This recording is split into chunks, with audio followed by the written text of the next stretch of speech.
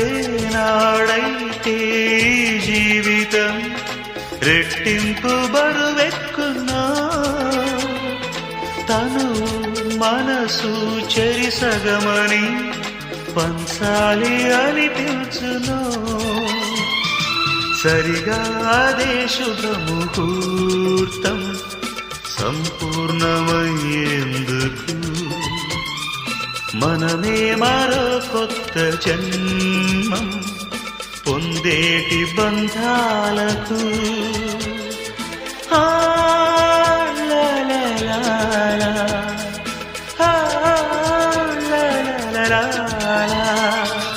నీ నవ్వు చెప్పింది నాతో నేనెవ్వరు ఏమిటో నీ నీడ చూపింది నాలో ఇన్నా